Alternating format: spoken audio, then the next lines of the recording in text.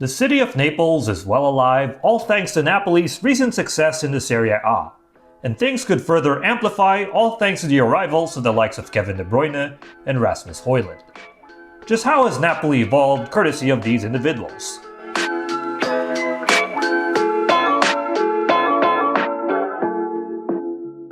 Normally, Antonio Conte would line up with a 4-1-4-1 formation with Stanislav Lobotka serving as a lone pivot, while Scott McTominay would play in the wide areas.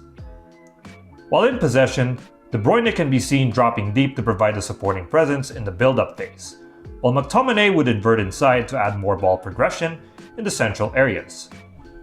This in turn would allow Miguel Gutierrez or Spinazzola to run further forward to provide some width on the left flank.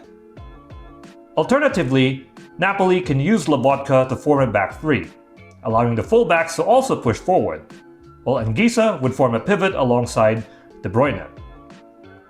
In terms of possession, Napoli aims to utilize the threat level that both De Bruyne and Højlund possess, and they do so through forcing the opposition to press them high, which in turn would open up spaces that the team can exploit. There would be instances where Højlund could be left in 1v1 situations where he can outmuscle and outrun the defender. On the other hand, against teams who would rather sit deep, Napoli has other ways to move the ball around the pitch.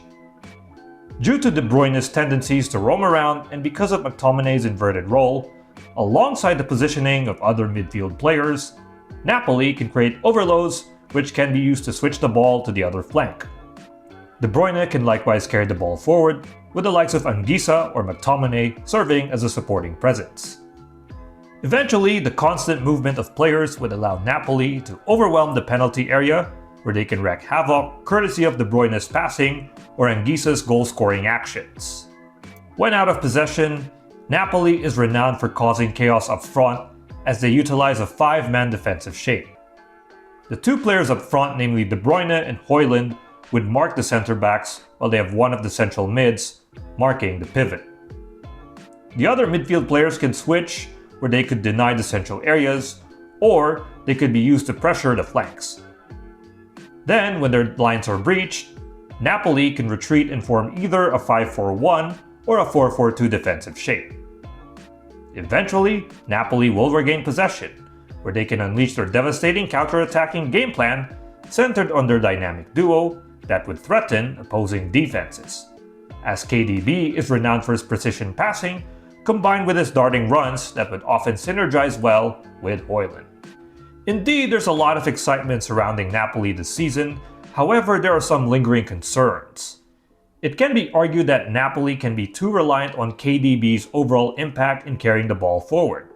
However, Napoli does have other means to aid him in terms of ball progression, courtesy of their wide players combined with the likes of Lobotka, McTominay, and Anguissa, who would serve as support options to guide KDB in progressing the ball. There are also question marks centered on Rasmus Højlund, who is currently on a scoring tear with his new club. However, there are some lingering concerns with his playstyle. Højlund is still a raw prospect who further needs to develop the other facets of his game, and opposing defenses could look for ways to minimize his gazelle-like runs.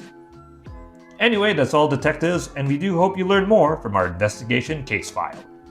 If you wish to express your own findings on Napoli, feel free to do so in the comments section.